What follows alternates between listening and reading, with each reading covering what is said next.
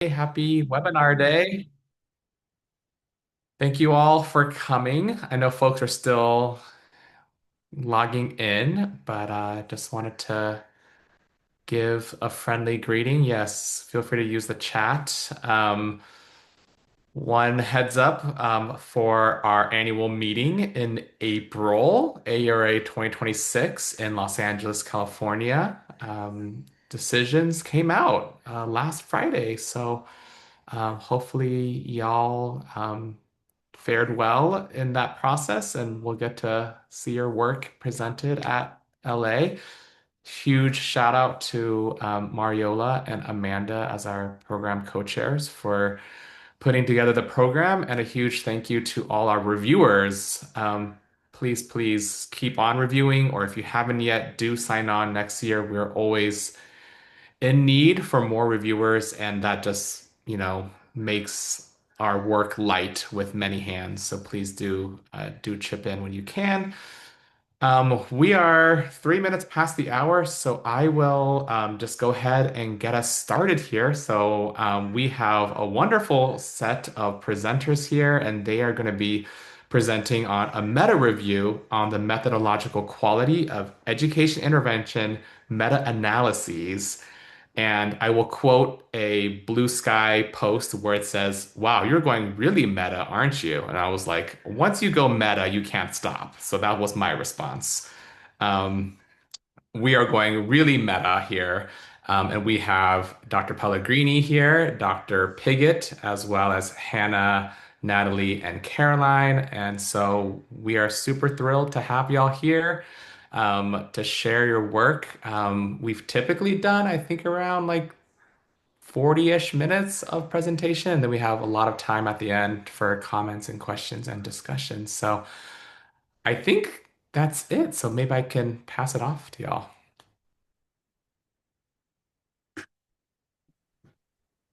Okay. Thank you, Carlton, and for this invitation. We're very excited to share this meta review in which we explored the current practices in meta-analysis, in education intervention meta-analysis, to be specific. And so basically, if and when meta-analyses are using the sort of best methods in the review stage and in meta-analysis stage. And so we're here all together today. We're this big group with Terry, Hannah, Natalie, and Caroline, because this was truly a team job. So we will also share the responsibility in today's presentation. So our agenda today is to just give a very brief overview of the project, the main points of our findings, and then we'll close with recommendations for meta-analysis that basically are things that we know we should kind of do and further methodological developments. So let's say things that are not clear yet and we need more and further guidance on. And so I'll pass through Caroline for the first part. Thank you. So on to our project overview. First, with our research questions, we were exploring the extent to which best practices in both systematic review and meta-analysis methods were used and reported in K-12 intervention meta-analyses. And we were also interested in whether these methods differed across publication outlets, funding status, and over time. You have those three questions in there. For our search and screening, we first conducted a search across databases, hand-searched journals, and consulted previous meta reviews. Then we conducted a two-stage screening process of title and abstract, and then full text. And ultimately, what you can see here in this graph is that we included 247 meta-analyses in our review. And one thing that we did here with our code books, at the coding stage, our data extraction was conducted using two distinct code books, one for systematic review processes and one for the meta-analytic methods for all 247 meta-analyses included in this review. The systematic code book included questions about inclusion criteria, search strategies, screening and coding processes, critical appraisal, pre-registration, and open source availability, especially looking at data and code availability. And then the meta-analysis code book included questions about how authors calculated effect sizes, their approaches for handling dependency, model choice, how heterogeneity was explored, how publication bias was addressed, as well as outliers and missing data methods. So out of those 247 meta-analyses, these are some of the characteristics that we found here. We found that there was an average of 46 included studies and an average of 130 total effect sizes. Only 30% of the meta-analyses were published in review journals compared to content-specific journals, and less than half of the meta-analyses were funded. We also see that the distribution here of the meta-analysis published over the years that were included in our study as early as 2011, when we started conducting that search, or when the search points, the point of starting of that search was all the way up until 2023 when we finished our project. Okay, so first let's talk about what meta-analyses in education are doing well. For the systematic review process, we coded whether eligibility criteria was based on a PICOS framework or similar framework like MUTOS or Pigott. And 85% of meta-analyses identified inclusion criteria related to populations, interventions, outcome, and study design. Additionally, the majority of meta-analyses specified eligible comparison groups, publication language, and intervention timeframe. We also coded whether studies were excluded based on publication type, which indicates a potential for selection bias, and less than 40% of meta-analyses limited the included studies to published research. We coded what search strategies were used and how the databases were searched, paying special attention to unpublished research. Great news, 97% of meta-analyses included which databases they searched. A small caveat is that there is room to grow in reporting which search strings were used in each database, which is really important and crucial for the reproducibility of the meta-analysis. But the majority of reviews also included unpublished research and did some type of retrospective reference harvesting. A little more than 30% of the meta-analyses also hand searched journals. Now on to the meta-analysis process. Thanks to Dr. Elizabeth Tipton and her colleagues in 2019, we know that effect size dependency occurs when studies report multiple effect sizes, and that dependency should be accounted for with model-based methods. And we know that meta-regression models should include a measure of heterogeneity. 88% meta-analyses acknowledge dependency, and 30% use model-based methods. 88% included and answered a research question about heterogeneity, and similarly, 86% explored publication bias with at least one of 8 different methods.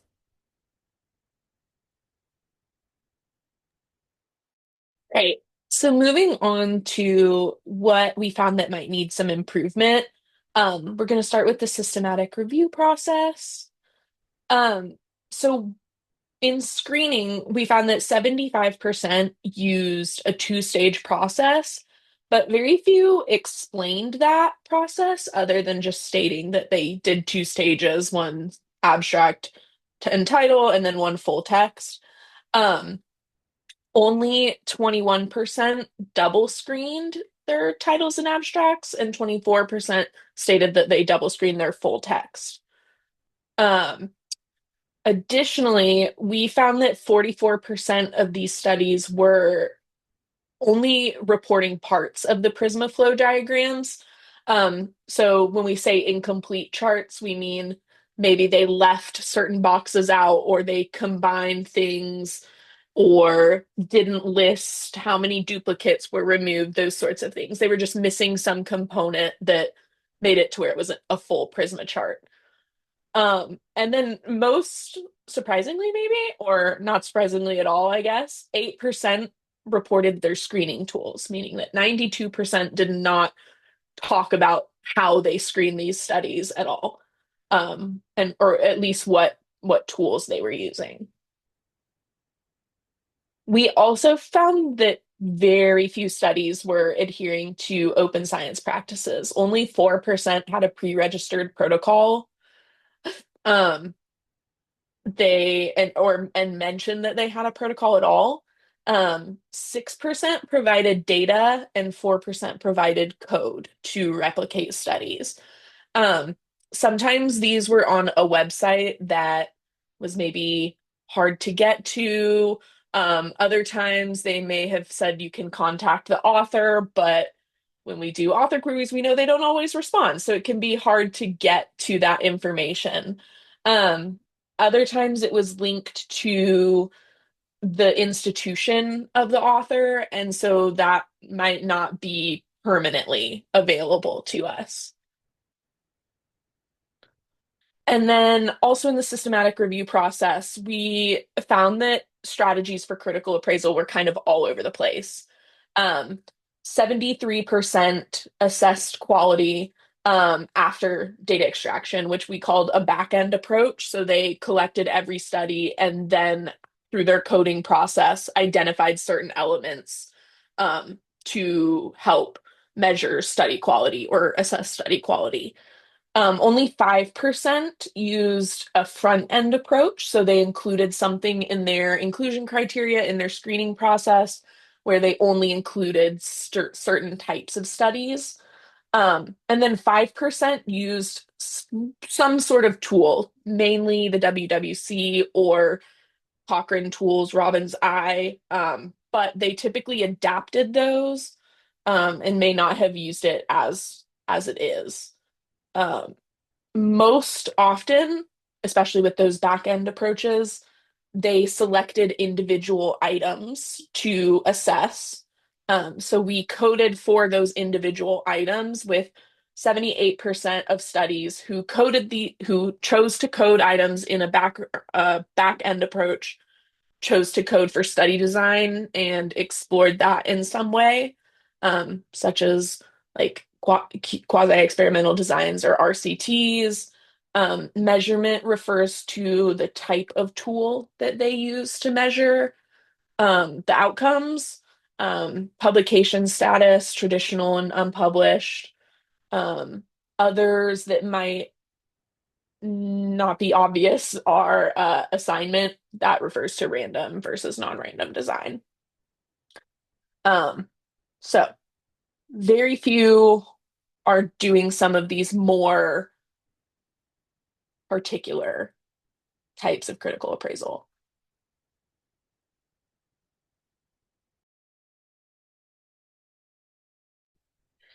Okay, so what needs improvement in meta-analysis? So Natalie told us the very good news.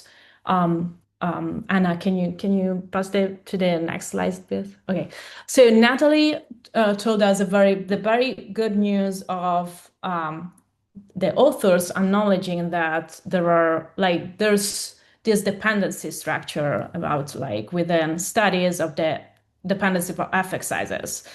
But then the problem is that there still need to do a step forward on how to handle like the dependency of effect sizes. So still most of the people are still using sort of traditional meta-analysis approaches in which basically 45% of the meta-analysis averaged the effect sizes within the studies or used shifting unit of analysis, and only 30% used Bayes model methods. And I mean, these kind of methods are out since like at least 2010. So it's a lot of time, and with further works after 2010. So there's still this kind of the current practice right now is still not using model-based methods, but most of the time still using like averaging or shifting using unit of analysis.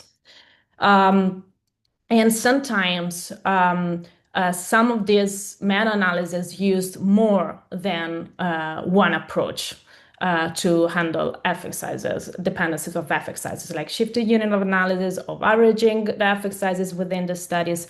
So although we have very clear guidance of what we should do, some meta-analyses are not, meta-analysts are not doing that still. And about heterogeneity, I think the problem is pretty similar because now I think most of the meta-analysis, Natalie told us 88% of the meta-analysis reported heterogeneity. So to show how much heterogeneity there are in their meta-analysis. So this means that there's not anymore the focus only on the average effect size, but also on how much heterogeneity is there, and then if there's heterogeneity, to explore the reasons why there is heterogeneity. But then you can see from the graph here that the main ways in which the heterogeneity report is like Q statistic and I squared still. And you can also see that many meta-analyses reporting more than one of this, because it's not clear to them, like to meta-analysis, what it should be reported. And we know that usually in random effects models, we should report like prediction interval or tau squared. So not many meta-analyses in our, of course, and with 247 meta-analyses reported prediction interval. And then in the next slide for exploring heterogeneity. Okay, so we have very pretty clear guidance of what we should do here. I mean, using multiple meta regression to explore heterogeneity. So in this way, we can also account for like confounding factors. But still, most of the meta-analyses used different kind of ways, and usually most of the meta-analyses used kind of subgroup analysis for categorical moderators and simple meta regression for continuous moderators. So this is still, although we have very clear guidance also on this, multiple meta regression is not the method that have been used so far. So only 25% of the meta-analysis used it. And sometimes it's also interesting to see that sometimes there are meta-analyses using multiple meta regression, and then at some point also some of another type of method like subgroup analysis. So it's interesting also to understand, we were sometimes asking ourselves why, like using these kind of different approaches, and so no, I mean also to have like a sort of justification for that. Yeah, and then the next slide. Yeah, and then here we are reporting only really the main sort of findings that of our project. And one of the other main finding was on publication bias. So basically all the meta-analysis reporting assessed publication bias in some ways. But the very interesting thing was that on average, the meta-analysis reported like 2-3 different methods to assess publication bias. And you can see here from the slide that the main approaches that were used, like funnel plot, trim and fill, and so on. And probably the problem here is that it's not really clear what we should use in to assess publication bias. Also, like in sort of my experience when I do meta-analysis, I always ask what should I use, because I cannot really find sometimes like clear guidance of what to do. So I've been reaching out to people to know what is best to do. And then another interesting thing is the choice of the software, because this is really connected to the kind of meta-analysis methods used. So basically, meta-analysis using averaging effect sizes within the studies and using like subgroup analysis often use more like point and click software like CMA. And most, of course, of the meta-analysis using modern meta-analysis methods often use R or Stata sometimes, but mostly R. So there's a very strict connection between what the kind of methods that meta-analysts usually use and the kind of software they they choose, of course, because also of the things that you can do with the different softwares. And the next slide. And I'm gonna go pass to Cherry for recommendations and future directions. Thank you, Marta. So I think you've all gotten a sense of that, of what, some of the things that we think we need to really think about. It's clear from our results, at least, that we need to improve transparency in both the systematic review and meta-analysis process.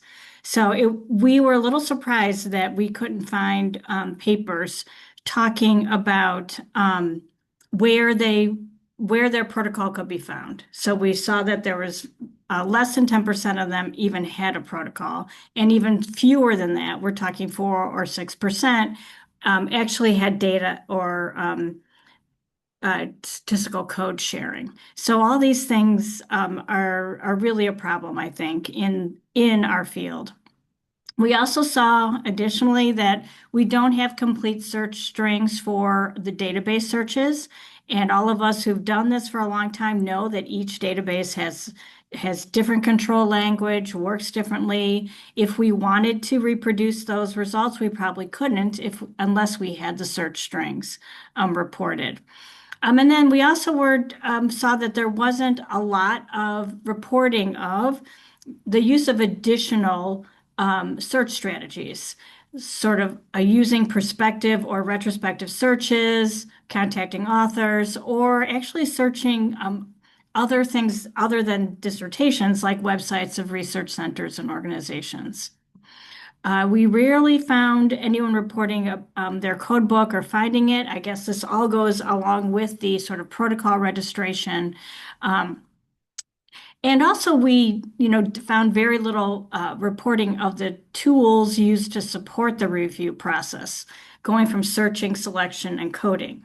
And I think this is also going to be more of a problem as we see increased use of large language models and generative AI in any part of this process. If we're not reporting even the tools that we're using to search and screen, I think we're in even greater trouble if we're not really thinking about reporting any time that we might be using other kinds of tools as well, like generative AI or LLM. So we really need to understand what tools are used and how they're used and at what stage they're using them. On the meta-analysis methods, we see that there's still sort of a slow uptake among at least these 247 meta-analyses on the use of model-based methods that and I can't remember, and I don't want to put anyone else on the spot, but I don't know that we saw any great trend over time like we did. Okay, Marta, yes. Did we? No. So there's still sort of a need for us to think about how we get and help other meta-analysts actually start to apply these model-based methods. And Marta just said a few minutes ago, the fact that we also saw people trying to explore heterogeneity in all kinds of ways, and that the use of multiple meta-regression wasn't as prevalent as we thought it should be. And I think this whole idea of how do we build models to explore heterogeneity is an area that we all struggle with, that this is a very difficult thing to do when you have a large meta-analysis. We also saw some problems with reporting heterogeneity. There's still a big reliance on Q-tests, and we would like to see more use of the prediction interval because it is a better description of the amount of heterogeneity that might exist in your data. We saw also, we didn't report on this in our slides, but just to mention here, we didn't see a lot of people sort of talking about testing for the sensitivity of their meta-analysis results to different decisions they might have made in the process. For example, looking at whether or not there's a difference between using an unadjusted and an adjusted effect size, or if you had to use some indirect method to get an effect size, was that a problem? So we didn't see much of that. Not much of that appeared in our data set, and that's one of the things I think we need to think about encouraging people to do. And then again, we'd like to see people, I think R is really where all of our modeling, where all the new models are being developed and implemented in R, and we'd like to see that, more of that, and the use of that kind of software for meta-analysis. Okay.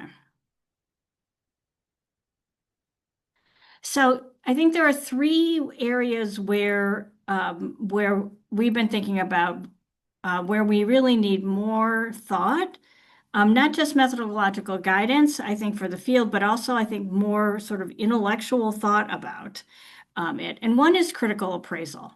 And I think I saw Jeff Valentine join the call at some point. So I've been working with Jeff on some things around critical appraisal. But the main thing that I've been thinking about is that how we deal with this in the social sciences is very different than how it's dealt with in health. And it's a question of, I think, why are we doing the critical appraisal? What do we hope to get out of it? How do we want to use it? How does it help us describe sort of the credibility, the believability, the quality? I don't want to use quality actually, but of the evidence we have on a given question. And then what are the tools that we should use? And are we using the tools correctly? Because that's the other piece that we've discovered, that I think there's, even when you use, say, one of the Cochrane tools, I don't think any of us are actually using it in the ways that they were intended. So all that to say, I think we need some work in the social sciences in particular about critical appraisal. I think we also know how to do this really well when we're talking about intervention meta-analyses, or we at least know what the issues are, but it's even worse when we're talking about more correlational or association meta-analyses. Publication bias, I see a lot of things going on in the chat. I'll just say again that the most recent meeting at the Society for Research and Educational Effectiveness, Beth Tipton got up and said to a room where we were talking about this, she basically said, we need to understand what we need to do. And when Beth is saying that, then I think that's true. We have so many ways to do this. We have many, many ways to think about how to test our sensitivity of results, and we have many different methods, but we don't have a lot of guidance about what to do in the context that we find ourselves, with dependent effect sizes, with complex amount of data structures and meta-analysis and so forth. We really need some thought about, of all these tools, in what contexts are they most appropriate, and what do they actually tell us? And then how does that impact what we can say about our results? And then finally, just mentioning the same issue that I think we've mentioned before, in that I think how to build models for exploring heterogeneity in these complex meta-analysis data sets is still a challenge for all of us, including those of us who do this all the time, or who have a lot of experience. It's not clear, not just how to select models, but what kind of models do we want to look at? What happens when we don't see much going on? We hardly ever get models where we can say, wow, look, we've got this very clear set of moderators that explain heterogeneity and so forth. We need a little bit more, I think, thinking about how to do those, how to build those models and what we want to get out of them. Yes. I'm going to talk just a little bit, shameless plug for some related research. Um, we did a paper also in the publication process where we took a subset of these studies and looked at how authors are using strategies to increase the use of evidence. So we took just the most recent subset of meta-analyses and coded for things related to generalizability or applicability of the results, the reported characteristics, contextual information about the primary studies that was provided in the meta-analysis. And then we also looked to see who was included on the research team, whether they included like interest holders, stakeholders, non-traditional researchers, how they presented the evidence in the form of visuals and transformed effects. And then if they included any sort of like implication language directed towards policy makers or practitioners related to the use of the evidence. And then I feel like, as all good research, we got some dissertations coming out of it. And so Caroline is taking some of these studies and digging into the model choice that we discussed in this presentation, and further coding them to see how people are justifying their choices in their analysis strategies. And then I am also using some of the use of research evidence papers to look at how documents, including like research papers, blogs, and even like podcasts, social media posts, everything are citing the evidence, how they cite it, and whether it's accurate to the results of the meta-analysis. So keep an eye out for those, hopefully in the near future. And then I'll say thank you unless Marta wants to.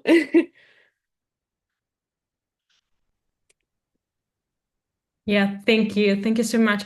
Only one thing, because Terry asked me during, like, no, not ask me, like, during, you were saying, Terry, about like this, did we see an increase of the use of Oh, model-based yeah. methods over time? And just to be sure, like, I checked the paper again because I didn't want to give a wrong information. And we saw actually an increase in between 2016 and 2019, and then a sort of decrease in the last years, so from 2020,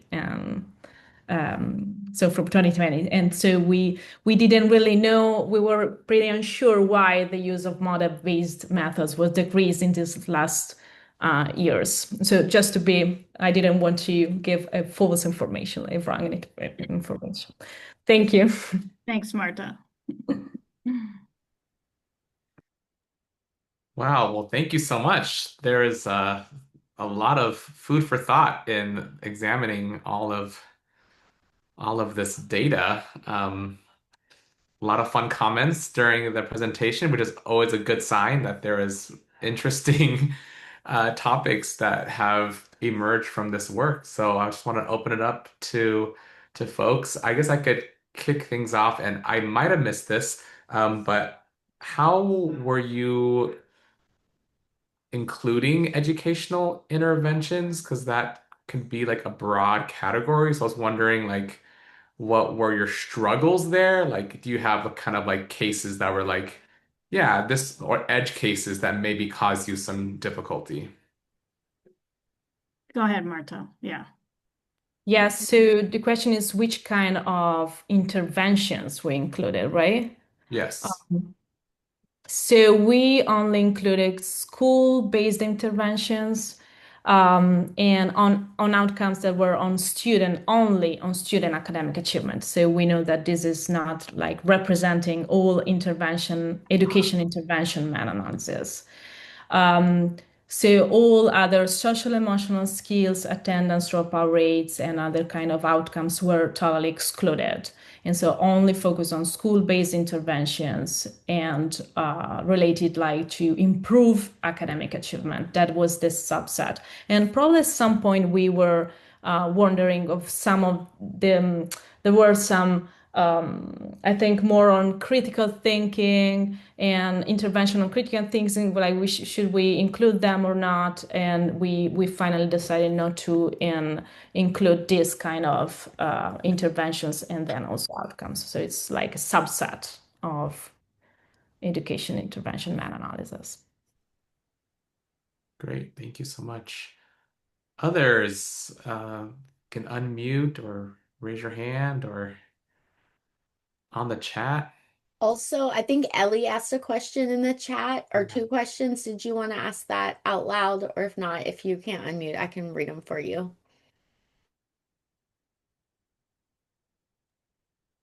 Okay. Her first question is for the back end and front end approach to critical appraisal, what would be recommended and what are the pros and cons for each? And then she wanted to know what would be the value of a one moderator meta regression. Although it does not account for confounders, what is the potential information we can get from this approach that a multiple moderator meta regression may not be able to tell? Okay, let me start with the first one about front and back end approach. So, so sometimes you might say your research question is about some intervention and you only want to use randomized control, well-controlled randomized control trials. That's a legitimate question. I only want to use this. And so I'm just going to use those kinds of trials.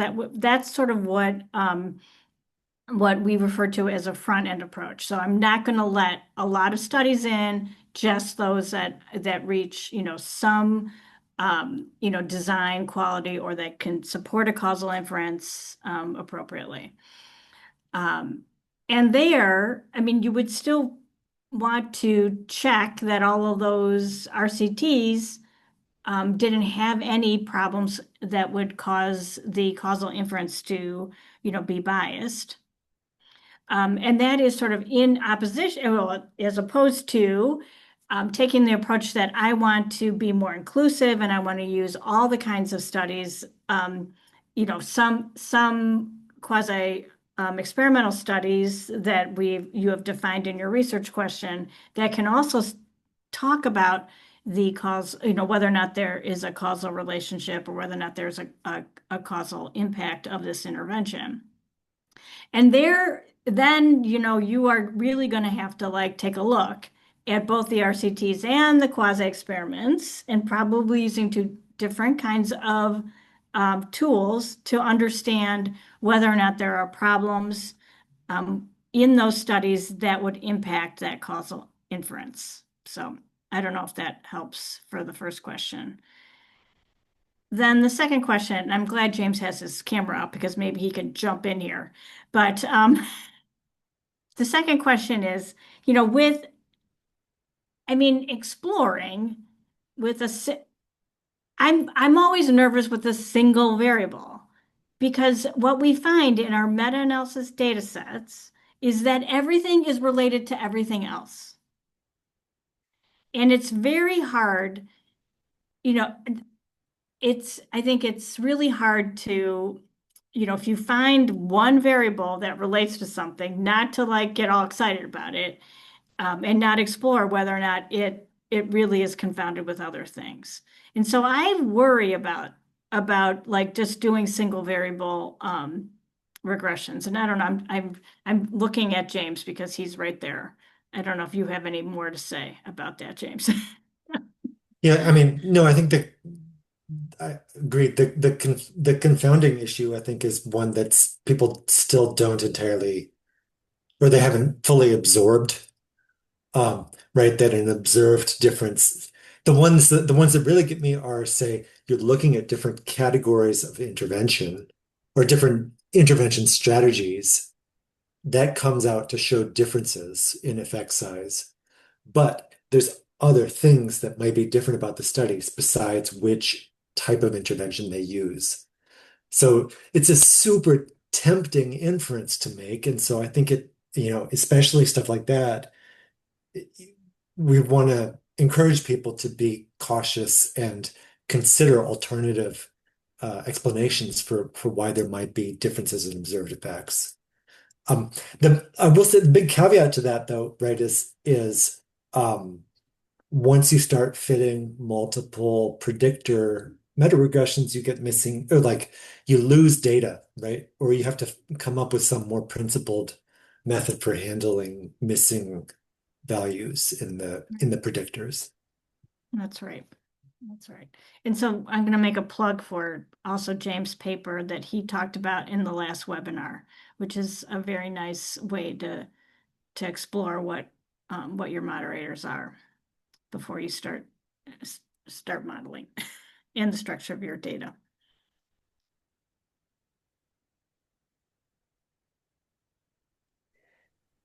There's a question from Keisha in the chat as well. And she asked, from your perspective, what strategies or changes would most effectively improve how best methodological practices are disseminated to researchers? Feel free to dream big. I spend a lot of time thinking about this, Keisha, and I don't know the answer. So you know that I spend most of my life teaching these things. But I can't teach everyone. And so we do need to figure out ways to get these methods out in accessible ways. So I'm really proud of some work that Jeff Valentine and Julia and others did in terms of a sort of open textbook that we have for sort of the beginning part of systematic review. But I think the more advanced stuff, we have to figure out ways to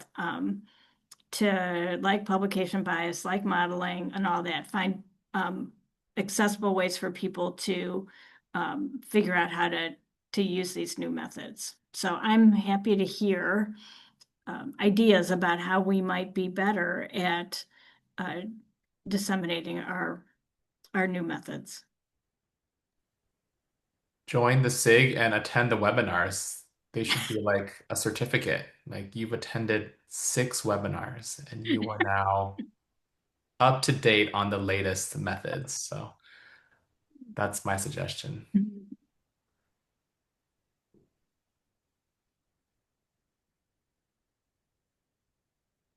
Yeah, James, please. This is so great to have out for one.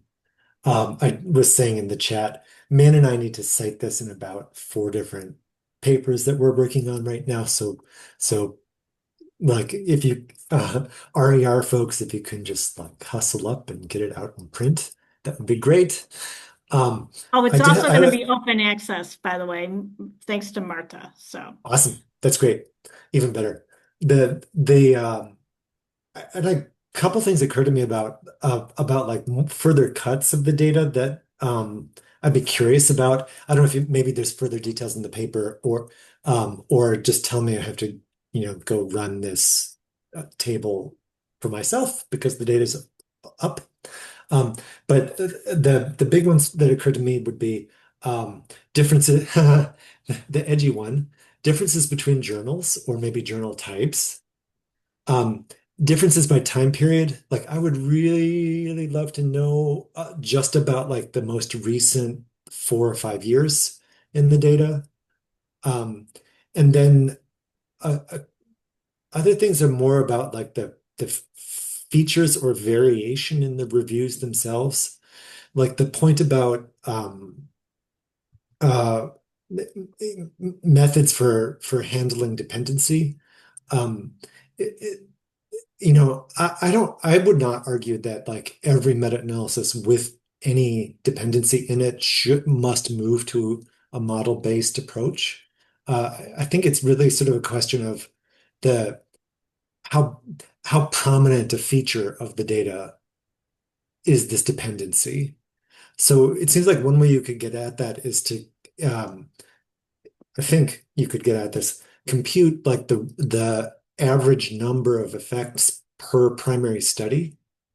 That's a feature of the meta-analysis then, right? So if you're talking about an average of like 1.1 or 1.2, So it's really just a couple of studies that have more than one effect in them. Then, you know, what ifs, right? But if you're talking about a meta-analysis that like almost every study has 5 or 6 effect sizes in it, then the modeling strategies become more useful, and finding some way to handle dependence is sort of a lot more important. So I wonder if you could maybe, or like maybe there's a graph that shows like the right average number of effects per primary study broken out by the method of handling dependency. And that could reveal that there's some that are like more or less safe, and others that in terms of like it's fine that they're just aggregating, and others where they're aggregating but they're really like collapsing across a whole lot of information. Marta, do you want to take that question about like difference between journals? Yeah. And Um, Yeah. yeah. Okay. Yeah, I was also looking again at our paper, and um, I mean, I will start with over time. Over time, besides the things about I was saying before about model-based methods, and that we saw like an increase in using it, but then in the last like couple of years, we don't really know why there wasn't they like model-based methods weren't using much, and so it's a sort of decrease. And actually is also the time where in 20 we had this graph in the slides where the meta-analysis, so our 247 meta-analyses, most of them are like 45 were published in 2022. So in the last years, there are of course many more meta-analyses than before 2020. And then we saw over time better reporting of on the systematic review part of the stage so Prisma flow chart is better reported, and then there's more transparency is in how to report like database searching. So this kind of more systematic review related things than meta-analysis part. And between journals, we didn't find like many differences between like types of journals. So we basically compared the journals on specifically addressing reviews and all the other kind of journals. And I think we didn't find many differences in the use of meta-analysis methods between the two types of journals. But I will look at it better and I will get back to you on this. But thanks for the other suggestion. I think part of what Caroline is doing in her dissertation too is to explore these questions about what kinds of models are people choosing, and is it related to the fact that they have a structure that wouldn't that doesn't support. Yeah.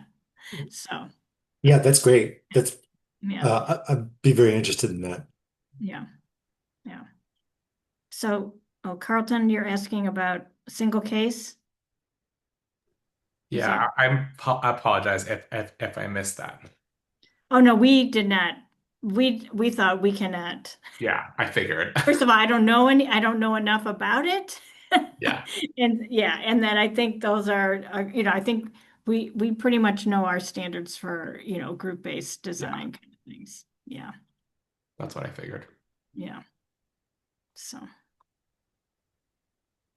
I have a couple of graphs, but they're just in R related to what James was asking about meta regression and effect sizes and stuff. So I can share them or I can just send them to you. Maybe spare people and we can talk offline. Oh, you know what? The other thing that occurred to me though. So, if you want to make the methodologist folks on the Zoom very, very happy, the sort of basic features of meta-analysis, like that, the stuff like the number of studies, number of effects, all of that, we care about not just the averages, but the ranges too. Like, Mhm. it's very helpful to know, like, what's the smallest meta-analysis and what's the largest and what's the, typical, interquartile range for like number of effects per study, stuff like that. Yeah, right. Because that helps doing Mhm. simulation studies. Yes. Mhm.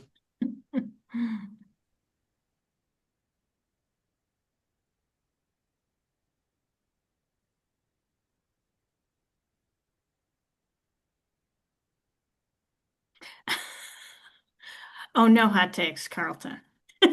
That's right, Carl. You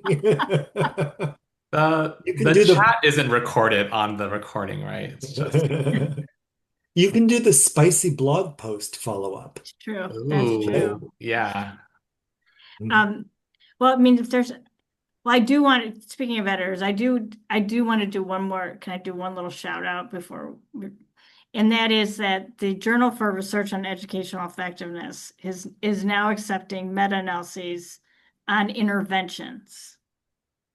So, I saw that. um, so please, I am the corresponding editor for that section, and there are many people who are on this call who are actually uh, on the editorial board as well. So just want to, there's another outlet for those of you who are conducting meta-analyses on interventions. So, okay.